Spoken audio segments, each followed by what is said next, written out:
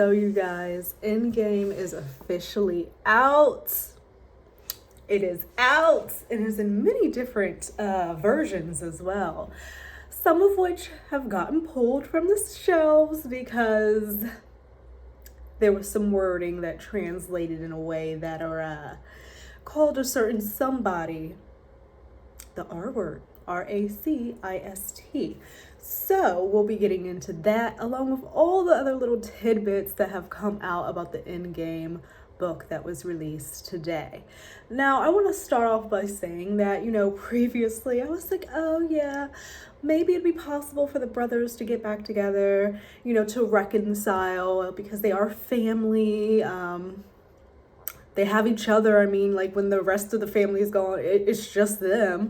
William is going to become king one day and he's going to look around and Harry will not be there. So I thought that possibly there would be a route that the brothers could make up. The ladies, Meghan, Kate, that's just done. But given this book coming out today, boy, oh boy, I can officially say there's absolutely, in my opinion, no way that they can come back from this. Meaning, Montecito is going to stay in Montecito, and the royal family are going to stay over in Kensington Palace. I highly, highly doubt there's going to be any type of reconciling, which honestly is sad, because it's not just brothers, it's also father and son relationships that are ruined as well. Harry's relationship with his father, Charles, ruined. So it's just, I don't think it's going to happen. They're never gonna go back. They're never gonna go. This book is something, okay? It's something. It's about 12 hours on Audible. I decided not to get it simply just because I don't have the time. Working my normal job and everything, and then I just have to be very focused. So I found it a little bit easier to figure out what people, like the tidbits have been for people who are able to read it or listen to the audiobook. I will say the coverage on this, there are two distinct sides. I'm not going to say royalists, but people who favor the royal family and William and Kate, King Charles, Camilla and everything, and the Montecito side of things who favor Harry and Meghan. And I feel like I'm a rarity who's like on the fence, kind of doesn't care. I can see things from both sides. But, oh baby, the coverage is just, one side is saying that the book is filled with complete lies and trash about the royal family. It's nothing but lies the house. And the other side is saying, see, we told you the royal family was treating Meghan poorly. See, we told you that this was all a concerted effort to bring down Meghan, and she wasn't treated the same as Kate, and all these. Okay, so it's never going to be agreed upon either. It's just never going to be agreed upon, and you just have to decide what side of things you're going to be on. In my opinion, I do see where some of the questions come from with Meghan and Harry, okay? But I don't think Harry would have left his family and everything that he's known for years and years and years, completely disconnected, fuck the whole, money and everything, left and went to America with his wife for no fucking reason, okay? Like, these people are acting like none of the things that Harry and Meghan have spoke about have happened. None of it, ever. It's just all made up hogwash bullshit. Like, and I'm just like, how do you guys function in that realm? How do you not think in your mind that there is room for those things to have happened? And possibly Meghan and Harry were doing the same things. Maybe Meghan was a little bit difficult. She was new coming from America into, Kate was different. She's from that fucking life and shit. Meghan had to fucking learn, all right?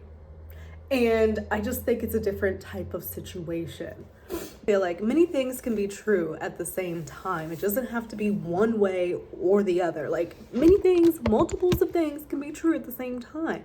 So, First, before we get into this, I found it to be like, damn, did nobody catch this in the publishing house when this book went to print in all of its different translated languages and everything? Like, nobody inspected this. A line in this book, a snippet in this book that they had to know was going to have heavy eyes on it about who made the statement about Archie. They knew people was about to be flipping through, trying to figure out where the fuck that page was. Why was that not looked at a little bit more? So apparently, per the Daily Mail, Omid Scobie's book names the royal racists. Sales of Endgame are dramatically halted, like snatched the fuck up. Dramatically halted in Holland after the Dutch translation appears to reveal identity of family member accused of speaking about Archie's skin color. So I guess the English print didn't have that, but the Holland print, the Dutch translation, has the name, which I'm just like, how did that get missed? I feel like I do not believe in coincidences. I just don't. Like, things happen and are done for a motherfucking reason, okay? So, and this is what we were talking about yesterday with the and I guess we didn't have the book out yet. And now we know that it's in the Dutch translation. It says Omid Scobie's controversial new book has been pulled in Holland after translation appeared to name the royal racists. So publishers Xander have confirmed to the Daily Mail that it received a last-minute request from the U.S. to put sales of Endgame on hold and were awaiting further instructions. Scobie does not name the member of the royal family said to have expressed concern about the skin color of Harry and Meghan's future son Archie in his original edition of the book. He says libel laws prevented him from naming, although he has gone on to claim that a second person within the royal household also echoed the remarks. But a page taken from a review copy of the book sent to a Dutch journalist seems to contain the person's identity. So they blocked it here in the U.S. Oh, Lord.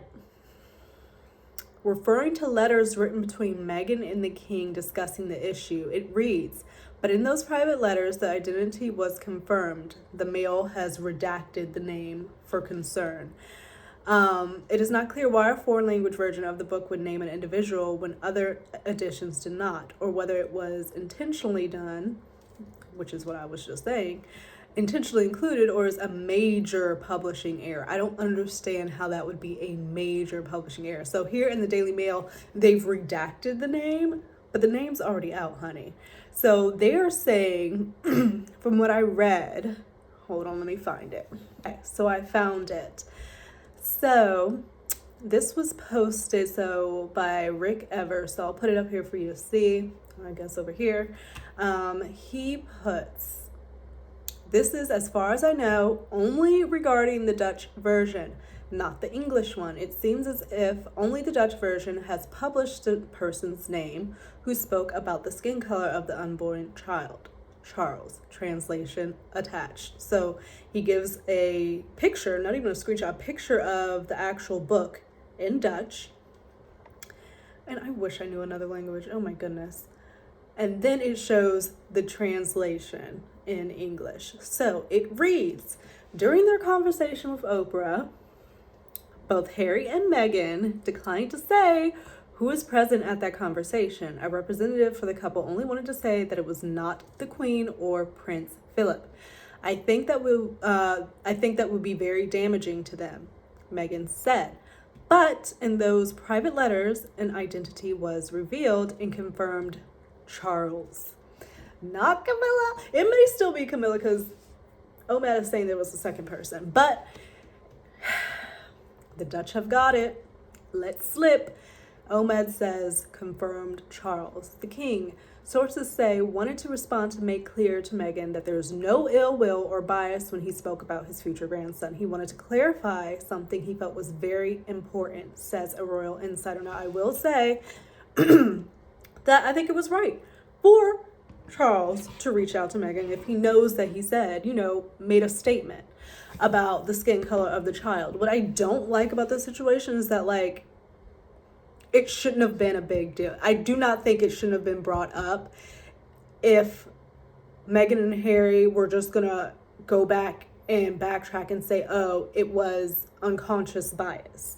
Because questioning, mixed kids, biracial kids, whatever, it is something that is asked. I wonder how their hair is going to look. I wonder what their skin tone is going to look like. And ultimately, we don't know what Charles's tone was. If he said it in person, face to face, was it written in another letter? Was it written in a text? Was it written in an email?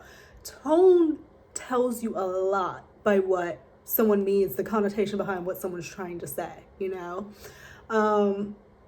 you could say to somebody, what's up? What's up? Or you could say, what's up? Like, you want to fight, you want to go to, what's up? Like, it's about tone and how you say things. So we don't know the tone in which Charles asked or made this statement about the question. I just wish if they were going, and this is why I say I can see things from both sides. If they were going to make that statement on Oprah, they should not backtracked away from it and or have said, well, I understand, when you have mixed kids, that is a question that comes up, this, that, and other, but they made it seem like such a negative thing. You know what I mean? It wasn't, when they were doing the interview, they made it seem like the royal family was being racist towards a little baby who was unborn.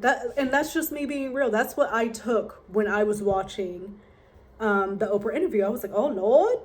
And they were just confirming things that we had suspected. So it just became a big fucking wildfire. And then they come back and say, oh, no, it's unconscious bias, because they probably had conversations with other people who were like, yeah, that's a thing. That's a thing. Like, people do wonder how a mixed kid is going to look. And it doesn't have to be a negative type of thing. It's just curiosity. That's just my opinion. I have literally heard those words. I may have even said those words myself, like, oh, her hair's going to be so pretty, his hair's going to be so pretty, because they're mixed and whatnot, and not meaning it with any type of cruelty or anything, at all. Just curious. So I just feel like if they were going to make that such a big thing, they should have stood on business and left it at that and not backtracked it. And so now it's written in the book that Charles said it, and people are saying it's such a big thing, but Harry and Meghan already came out and said, oh no, it's not racist, it's unconscious bias. But it's already been blown over and made a huge fucking ordeal. So none of that even fucking matters anymore. So, see, I can see some things of where they were just completely wrong. I think that going on Oprah and saying that was wrong. I do. So they're saying it's Charles, and I think the second person is Camilla. Oh, I do. You guys, so let's get into these snippets. I did find this Daily Mail article, and just be forewarned, it is very, very, very, very lengthy, okay? So this is gonna have to be in parts, so think about liking, think about subscribing to see the other parts of this, because it is so long, this article from the Daily Mail. It is 21 bombshell claims made in Omid Scobie's new royal book, Endgame, from taking aim at cold Kate to Harry and William's irreparable rift. So let's see. Apologies in advance for the noise of my heater. It's just so cold here. Like, I have on this massive sweater dress. It was flurrying this morning. Like, it's just effing cold. So I'm sorry. I'll try to talk louder. Hopefully it's not too distracting from what we're going to get into. So let's go to the first snippet. I'm going to scroll down here. So, yes, numerous bombshells are thrown out, bringing old feuds to the surface and taking aim at some of the most loved family members. So, its contents are already causing a stir, with leaked passages portraying the Princess of Wales as a cold woman who ignored Meghan's cries for help during her struggles with royal life. And I did see another article that said that Kate was just not interested in, forming a bond with Meghan. Where was it? She just wasn't interested in it. But why? Did you think you didn't have anything relatable to talk to her about, Kate? Why you didn't want to be friends with Meghan? What happened? Why are you being so cold, Kate? Y'all could have been a powerhouse. Like, things could have gone in such a different effing direction. It did not have to go here. Y'all could have been like the young royals, you know, have on all the finest clothes. Y'all could have been buddies in front row of fashion show. Well, maybe you couldn't do that. Like, no, you can't do that living off other people's money. But they could have been stepping out to their engagements together, having their kids play up and grow up together, you know, share fashion tips, go to little brunches or lunch, share engagements, team up on, you know, different projects with mental health and helping young girls in the area. Like, it did not have... Kate. The thing is, they are too... No, that shit was not gonna work. That shit was not gonna work because this new, young, hip, cool American chick mixed just walked up to Kensington Palace like, hey, it's me, I'm here, I'm the people's princess, because that's what people were trying to call her, like Diana, compare. I know that got up underneath Kate's skin. I think that she was probably hella fucking intimidated.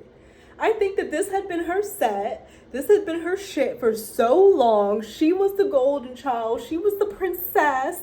She was the everything. Her wedding was the this, you know, before it was Diana's wedding that everybody talked about. Kate's wedding was the this, the that. Her dress was the da-da-da-da. Meghan comes along and fucking blew her ass out the motherfucking water, and she didn't know how to stand it. She knew off jump she couldn't do it. She knew off jump that she couldn't.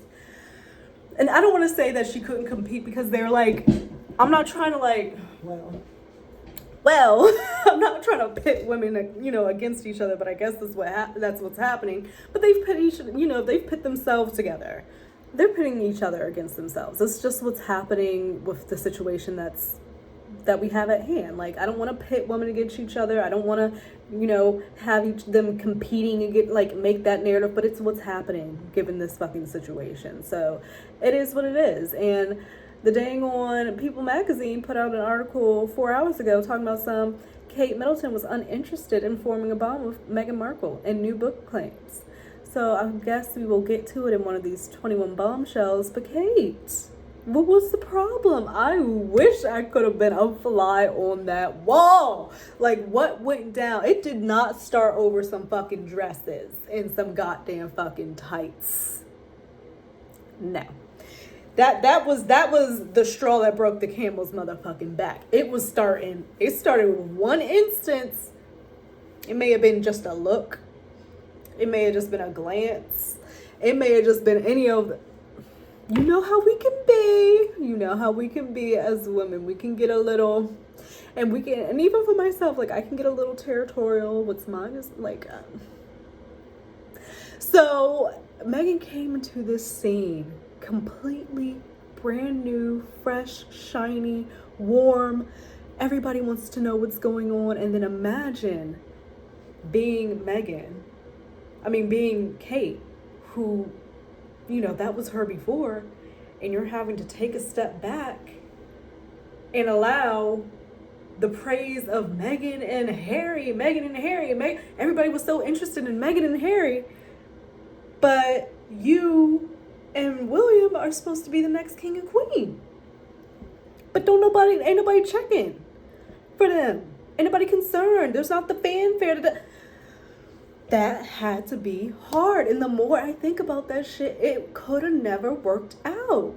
It just would have never worked out. Once Harry chose to be with Meghan, that was a mother effing rap. The only way it would have worked is if Harry would have married someone just like Kate.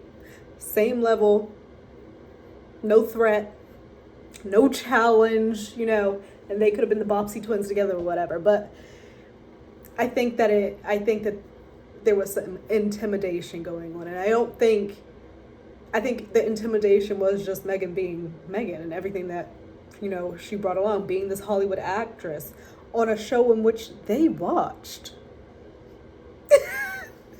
Allegedly, apparently. William and Kate. And there's, I haven't even gotten to the tidbits, and I'm running my mouth way too much. So let me get into the tidbits. Okay. Let's see.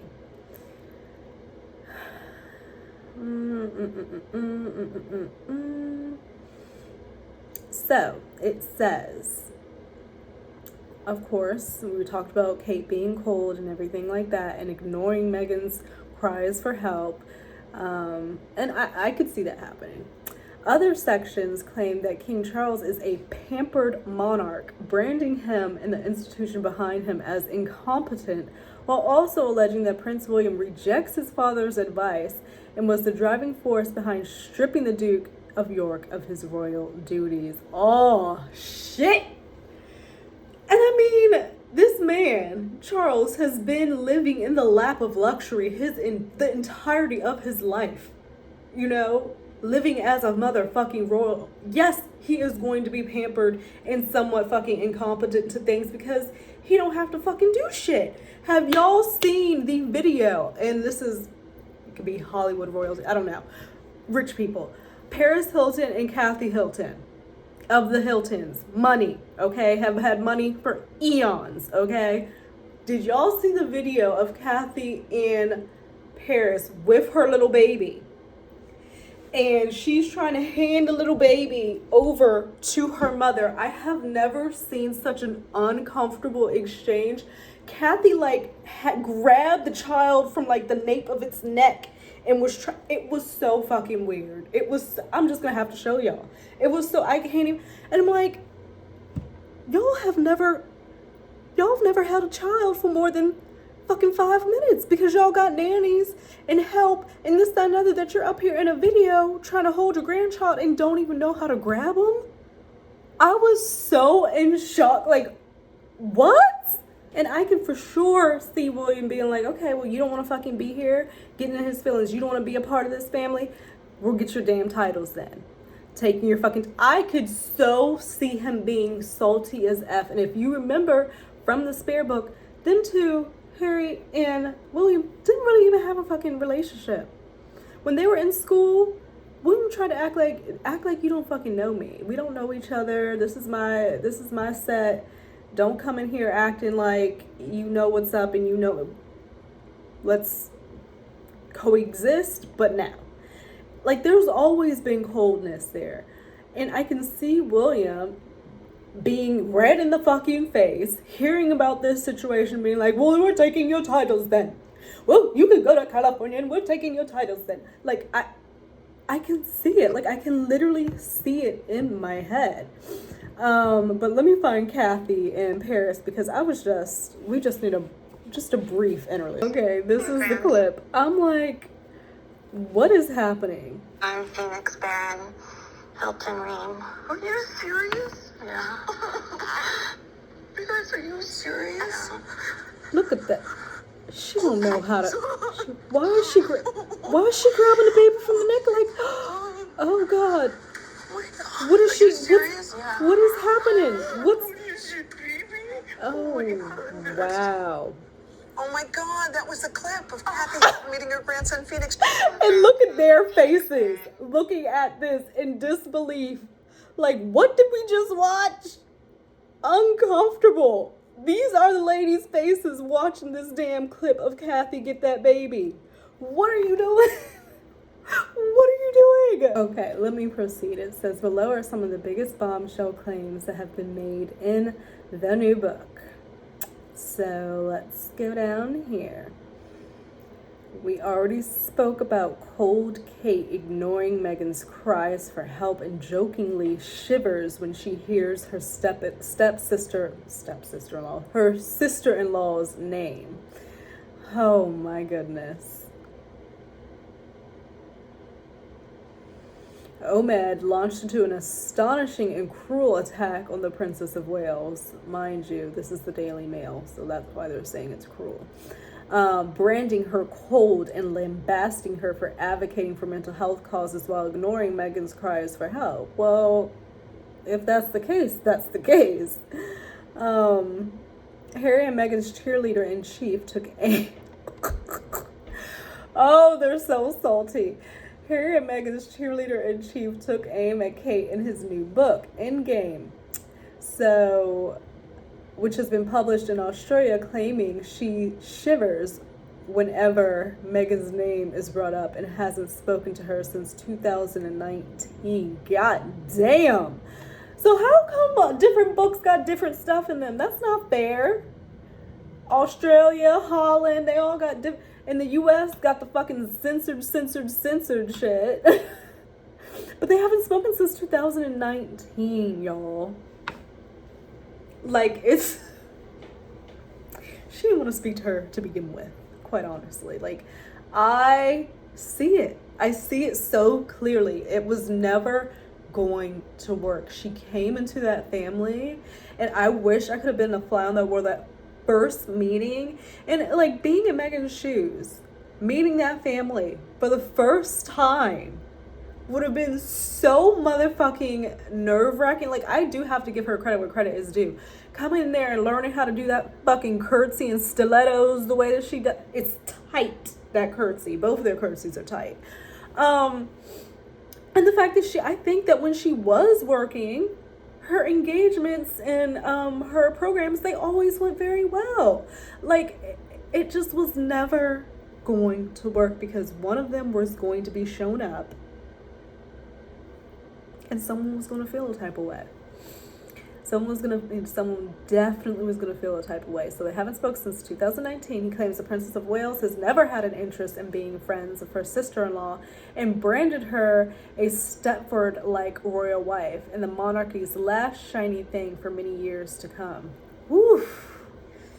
In a scathing chapter dedicated to the future queen, Mr. Scobie says the royal earned the nickname Katie Keene and claimed the late queen liked her because she was coachable, unlike the strong-minded Princess Diana, which just means coachable, malleable. Like, I don't want to be... That's just... So you can be tamed. You can be molded into what it is that the firm, the establishment, Kensington, the Queen wants you to be. Instead of having a mind of your own and being headstrong, like they said Diana and essentially Meghan are. They weren't just going to go with the fucking flow. Like, that, it just wasn't... It was always going to be an issue. And Kate was just go with the flow. Scobie added that Kate glides under the radar because she's never challenged the system with public struggles or oversized aspirations. That's a polite, that's a really polite way to say that she's just doesn't do anything. She just, there's no big, aspirations, challenges, or goals that she wants to do that she's taking on, or, how they're always looking for something to do like mental health or, hunger, homelessness, or whatnot. She's not trying to do anything like that would have people take interest. Oh my God. He adds that she is comfortable in her role and willing to bring the requisite smile and elegance to her duties as a princess. So she's willing to do the smile, the wave, do what she has to do, her duties, and then go home and go about her business. There's nothing wrong with that. It could just come off as a little dry, disinterested, disconnected, not warm. Like, because even like hearing her do like her speaking engagements and stuff like that, and her doing her speeches, like, it's very much her reading off the script, the piece of paper in front of her. There's no personality behind it. I don't know. It's just... He adds, okay, there, I already read that. At the very least, the institution ignored Meghan when she was in pain. It's a dismal record. And with William now openly claiming his mother was essentially too paranoid to speak the truth, it proves the institution still operates under the principle that women not born into the family are ultimately disposable. Damn. Unless you're coachable. If you're coachable, we can work with you. If not, we're going to have some issues. He claims her workload is lower than any other senior members of the firm, which he says makes her technically a part-time working royal. So I kind of have to disagree with that. And I think that it probably does have a lot to do with the fact that Meghan and Harry are no longer in the fold, so they have to take on a lot of the brunt of the work and the engagements and this, that, and the other. But I've seen Kate out fucking working and doing her goddamn engagements and getting up and shaking the hands and kissing the babies and putting on the outfits and trying to do the speeches. Like, she's been working. So, like, I don't understand how that's part-time, because I sure as hell couldn't do that shit. I know for a fact. I've never seen this picture. Now they have like a gallery of the two of them at Wimbledon. Let me see. This was in 2019, so this was the last year, July 2019. This is the last year they spoke.